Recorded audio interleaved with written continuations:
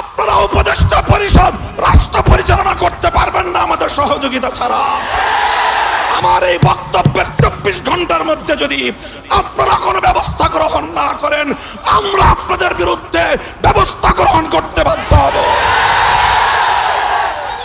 এই তথ্য উপদেষ্টা নাহিদ সাহেবকে সতর্ক করি, আমি তার দৃষ্টি আকর্ষণ করে বলতে চাই, মামুনুল হককে চিনেন না? আজকে ফ্যাসিবাদ বিলোপ হওয়ার 1.5 মাসের মাথায় আমার বিরুদ্ধে অনলাইনে ফেসবুক কর্তৃপক্ষ সহ ইউটিউব কর্তৃপক্ষ সহ অঘোষিত নিষেধাজ্ঞা জারি করে রেখেছে। আমার নিউজ কভার করে এই পর্যন্ত বাংলাদেশে প্রায় শতাধিক জাতীয় নিউজ পোর্টাল তারা রেস্ট্রিকশনের শিকার হয়েছে। আপনারা ওখানে বিলাসিতা করেন, বৈষম্যের বিরুদ্ধে সংগ্রামী আমাদেরকে আমাদের সমস্যাগুলোকে সমাধান করবার কোনো চিন্তা আপনাদের নাই।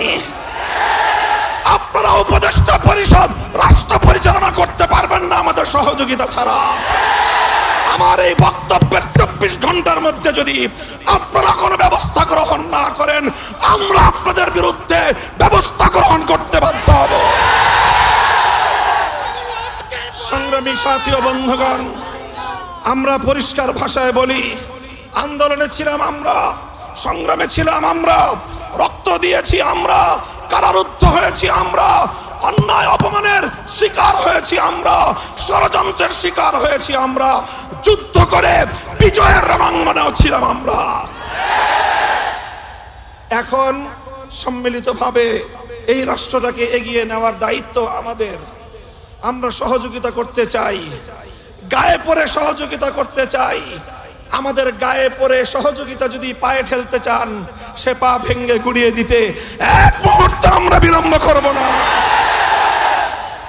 এই শাহবাগ চত্বরে দাঁড়িয়ে আমি আজকের অন্তর্বর্তীকালীন সরকারের কাছে সুস্পষ্টভাবে দাবি জানাতে চাই, এই শাহবাগ চত্বরকে কেন্দ্র করে এই গণজাগরণের নামে বাংলাদেশকে বিভক্ত করবার, বাংলাদেশের স্বাধীনতাকে বিপন্ন করবার চক্রান্তের বিরুদ্ধে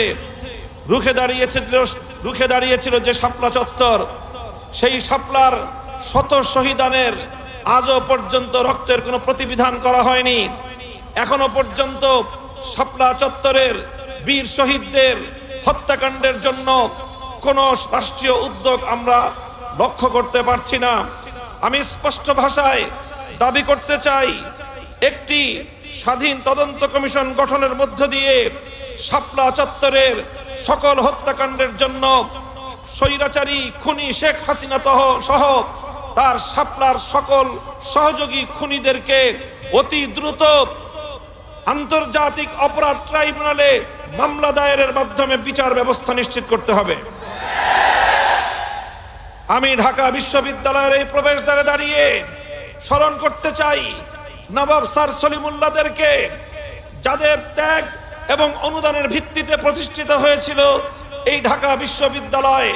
ঢাকা বিশ্ববিদ্যালয় কর্তৃপক্ষের কাছে আমাদের দাবি থাকবে, আমরা আর আবেদন করছি না, এখন থেকে আমরা দাবি করছি, আপনারা আমাদের দাবিগুলোকে কিভাবে মূল্যায়ন করেন আগামী দিনে সেটা আমরা পর্যালোচনা করব। আমরাও মূল্যায়ন করে আগামীর পদক্ষেপ এবং আমাদের কর্মসূচি আমরা নির্ধারণ করব। আপনারা রবীন্দ্রনাথের গান অথচ নবাব স্যার সলিমুল্লাহদেরকে আপনারা ভুলে যান, এই ধরনের আতেলগিরি বাংলাদেশে আগামী দিনে বরদাস্ত করা হবে না। আমরা অন্তর্বর্তীকালীন সরকারের কাছ থেকে তারা এদেশে ইসলামী শাসন ব্যবস্থা প্রতিষ্ঠা করবে এই ধরনের দিবাস্বপ্ন আমরা দেখি না। তবে আমরা স্পষ্ট ভাষায় বলতে চাই, আমরা ইসলামী রাষ্ট্র প্রতিষ্ঠার জন্য যে আন্দোলন, যে সংগ্রাম করছি, আমাদের পথে বাধা হয়ে দাঁড়াবার কোনো দুঃসাহস যেন আপনারা না দেখান। আমাদের কার্যক্রমকে ব্যাহত করে এমন কোন পদক্ষেপ আমরা বরদাস্ত করব না। ইসলামিক ফাউন্ডেশন সহ ইসলামী প্রতিষ্ঠানগুলোকে ইসলামের মূল ধারার বিপরীতে পরিচালনা করবার দুঃসাহস আমরা বরদাস্ত করব না। আমাদের একজন প্রতিনিধি রয়েছেন, ধর্ম উপদেষ্টা, ধর্মীয় সকল প্রতিষ্ঠানগুলোতে তার উপদেশ, তার দিক নির্দেশনার আলোকে পরিচালিত হবে। তিনি এদেশের আলেম সমাজের কাছ থেকে পরামর্শ গ্রহণ করবেন। তার পরামর্শের ভিত্তিতে যদি ইসলামী অঙ্গনগুলোকে পরিচালনা করবার ক্ষেত্রে যে কেউ অন্তরায় হয় বলে আমরা প্রমাণ পাই, আমরা রাজপথে যে কোনো মূল্যে সেটাকে প্রতিহত করব ইনশাআল্লাহ।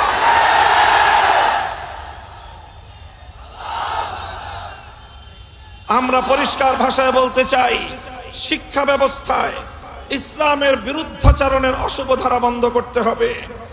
সকল শ্রেণীর শিক্ষা ব্যবস্থায় প্রতিনিধিত্বশীল ব্যক্তিবর্গের মাধ্যমে নতুন শিক্ষা ব্যবস্থা প্রণয়নের উদ্যোগ গ্রহণ করতে হবে। আপনারা সেই আওয়ামী দুঃশাসনের আমলের মতো বরাবর এদেশের ইসলামপন্থীদেরকে উপেক্ষা করে চলবেন। আমাদেরকে উপেক্ষা করার এই ধারা আমরা আর বেশি দিন চুপ করে বরদাস্ত করব না। শিক্ষা কমিশনে এদেশের সর্বজন কোনো আলেম প্রতিনিধি অন্তর্ভুক্ত করতে হবে, না হয় ওই শিক্ষা কমিশনের কোন সুপারিশ আমরা মানব না। বৈষম্যহীন শিক্ষা ব্যবস্থা প্রতিষ্ঠার স্পষ্ট দাবি জানাই। আলিয়া মাদ্রাসার শিক্ষার্থীরা তারা জাতীয় শিক্ষা ব্যবস্থায় জাতীয় সকল চাকরি বাকরির ক্ষেত্রে বৈষম্যহীন সুযোগ সুবিধা চায়। এক্ষেত্রে মেধার ভিত্তিতে সকলের জন্য সকল ব্যবস্থায় যত ধরনের বৈষম্যমূলক নীতি রয়েছে, বৈষম্যমূলক ব্যবস্থা এবং আইন রয়েছে, সেগুলোর বিলোপ করতে হবে। কিছু কিছু বিভাগে, অনেক পাবলিক বিশ্ববিদ্যালয়ে আলিয়া মাদ্রাসার ছাত্রদের জন্য ভর্তির সুযোগ রাখা হয় নাই। অনেক চাকরির ক্ষেত্রে বৈষম্য করা হয়। এই বৈষম্য আমরা আর কয়েকটা দিন দেখব, এরপরে আর দেখব না, প্রতিরোধ করব ইনশাআল্লাহ। আমাদের কওমি মাদ্রাসার ব্যাপারে আমরা তো চাকরি বাকরির কথা বলি না, তবে শুধু এতটুকু বলবো, কওমি আলেম সমাজ যেভাবে চায় সেইভাবে কওমি শিক্ষা ব্যবস্থাকে মূল্যায়ন করতে হবে। কওমির আলেম সমাজের কাছ থেকে দেশ গঠনে মেধা অনুযায়ী যথাযথভাবে রাষ্ট্রীয় সকল পর্যায়ে তাদের জন্য সেবা প্রদান করবার, কর্মসংস্থানের সুযোগ নিশ্চিত করতে হবে। সংগ্রামী সাথী ও বন্ধুগণ, উপনিবেশায়নের যে কথা আজকে আমরা বলছি, আমরা দেশটাকে কলোনি হিসেবে আর দেখতে চাই না। ব্রিটিশরা আমাদেরকে এক সময় কলোনি হিসেবে ব্যবহার করেছে। ভারত আমাদেরকে কলোনি হিসেবে ব্যবহার করবার জন্য তার সেবাদাসী শেখ হাসিনাকে বছরের পর বছর আমাদের কাঁধের উপর চাপিয়ে রাখবার অপচেষ্টা চালিয়েছে। এই অপচেষ্টার পরিণাম কি হয়েছে? ভারতকে এখান থেকে শিক্ষা গ্রহণ করবার জন্য আমি উদাত্ত আহ্বান জানাবো। আর কোনদিন যেন এই স্বাধীন বাংলাদেশে কোন সেবাদাস প্রতিষ্ঠার দুঃস্বপ্ন যেন ভারত না দেখে।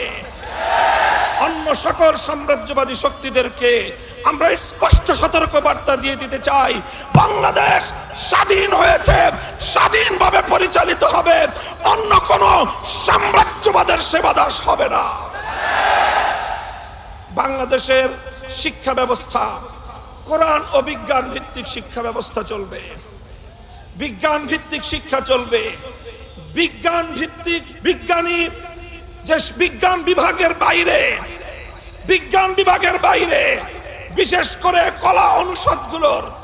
কলা অনুষদের যতগুলো শিক্ষা ব্যবস্থা রয়েছে, সব জায়গাগুলোতে হিন্দুত্ববাদ সহ নাস্তিক্যবাদ, পশ্চিমা সাম্রাজ্যবাদের সকল অনুসরণ বাদ দিয়ে কোরআন ভিত্তিক, কলা অনুষদের ইসলাম ভিত্তিক প্রতিটি শিক্ষার নৈতিকতাকে সেইভাবে ঢেলে সাজাতে হবে। নতুন করে কারিকুলাম তৈরি করতে হবে স্বাধীন বাংলাদেশ গঠন করতে হলে। সংগ্রামী সাথী ও বন্ধুগণ, সর্বশেষ আমি উদাত্ত আহ্বান জানাতে চাই, যত অন্যায় বিচার বহির্ভূত হত্যাকাণ্ড চলছে, এই হত্যাকাণ্ড অবিলম্বে বন্ধ করতে হবে। যারা রাজপথ থেকে আন্দোলনের মধ্য দিয়ে উপদেষ্টা হয়েছেন, আপনাদেরকে বলি, আমরা আপনাদের সহযোগী, আন্দোলনে ছিলাম সহযোগী, সংগ্রামে ছিলাম সহযোগী, ফ্যাসিবাদের বিরুদ্ধে লড়াইয়ের মাঠে ছিলাম আমরা সহযোগী। এখন এই ক্রান্তিকালে রাষ্ট্র পরিচালনায় আমরা আপনাদেরকে সহযোগিতা করতে চাই।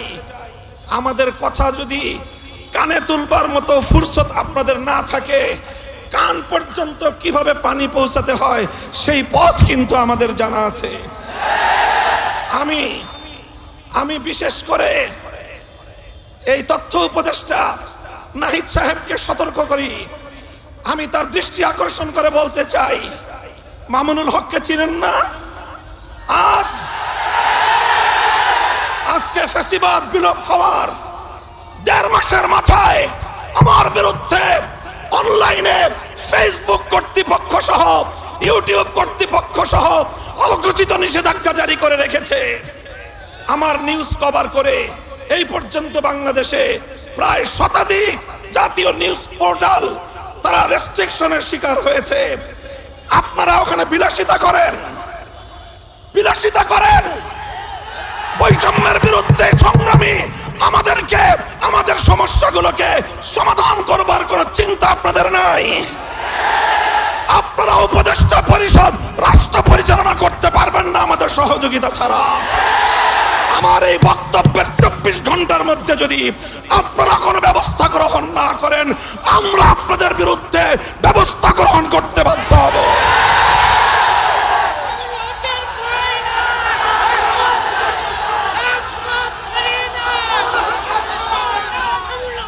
সংগ্রামী সাথী ও বন্ধুগণ, আমরা পরিষ্কার ভাষায় বলি, আন্দোলনে ছিলাম আমরা, সংগ্রামে ছিলাম আমরা, রক্ত দিয়েছি আমরা, কারারুদ্ধ হয়েছি আমরা, অন্যায় অপমানের শিকার হয়েছি আমরা, ষড়যন্ত্রের শিকার হয়েছি আমরা, যুদ্ধ করে বিজয়ের রণাঙ্গনেও ছিলাম আমরা। এখন সম্মিলিতভাবে এই রাষ্ট্রটাকে এগিয়ে নেওয়ার দায়িত্ব আমাদের। আমরা সহযোগিতা করতে চাই, গায়ে পড়ে সহযোগিতা করতে চাই। আমাদের গায়ে পড়ে সহযোগিতা যদি পায়ে ঠেলতে চান, সে পা ভেঙে গুড়িয়ে দিতে এক মুহূর্ত আমরা বিলম্ব করব না। আল্লাহ পাক রব্বুল আলামিন এই বাংলাদেশকে একটি সুন্দর সমৃদ্ধশালী একটি বাংলাদেশ হিসেবে এগিয়ে নেওয়ার তৌফিক দান করুন। আমরা পরিষ্কার ভাষায় বলি, আমরা ইসলামী রাজনীতি করি। এদেশে খেলাফত রাষ্ট্র ব্যবস্থা প্রতিষ্ঠার জন্যই আমাদের জীবন যৌবনকে আমরা উৎসর্গ করতে চাই। আপনারা কে কি রাজনীতি করবেন আপনাদের বিষয়। আমরা আমাদের আদর্শ আপনাদের উপর জোর করে চাপিয়ে দিতে চাই না, কিন্তু আমাদের রাজনীতির প্রতি যদি কেউ বৈষম্যমূলক দৃষ্টিভঙ্গি নিয়ে তাকাবার চেষ্টা করেন, চোখ উপড়ে ফেলবো। আমরা কারো করুণা চাই না, অধিকার চাই। ভিক্ষা চাই না, আমরা অধিকার চাই। অধিকার যদি সহজে না দেয়, অধিকার আদায় করে নিতে পারি আমরা। রক্তের প্রয়োজন হলে রক্ত দেই, অধিকার আমরা আদায় করে নেই। আমাদের এই কথাগুলো, আমাদের অবস্থান এবং আমাদের এই বাংলাদেশের গণমানুষের সঙ্গে আমাদের রিলেশনটাকে নতুন করে পড়ে নেবেন। যদি কেউ যদি আমাদের ব্যাপারে অন্য কোনো ভাবনা ভাবতে চান, তাহলে আপনাদেরকে রাজপথে মোকাবেলার দাওয়াত থাকলো। সংগ্রামী সাথী ও বন্ধুগণ, একটি সুন্দর বাংলাদেশ গড়ে উঠুক, বৈষম্যহীন বাংলাদেশ গড়ে উঠুক। আর কোনো শিক্ষাঙ্গনে তোফাজ্জলদের মতো আর কোনো মানুষকে যেন এভাবে বিচার বহির্ভূত হত্যাকাণ্ডের শিকার হতে না হয়। সকল বিচার বহির্ভূত হত্যাকাণ্ডগুলোকে তদন্তপূর্বক প্রকৃত দোষীদের বিরুদ্ধে ব্যবস্থা গ্রহণের দাবি জানিয়ে একটি সুন্দর সুশৃঙ্খল উপনিবেশবাদ মুক্ত স্বাধীন একটি স্বনির্ভর জাতি গঠনের জন্য যা যা করতে হয় তা করার জন্য আহ্বান এবং তার সহযোগিতার আহ্বান জানিয়ে বক্তব্য শেষ করলাম। নাসরুম মিনাল্লাহি ওয়া ফাতহুন করিব ওয়া আখিরু দাওয়ানা আলহামদুলিল্লাহি রাব্বিল আলামিন। বাংলাদেশ খেলাফত ছাত্র মজলিস জিন্দাবাদ। বাংলাদেশ খেলাফত মজলিস জিন্দাবাদ।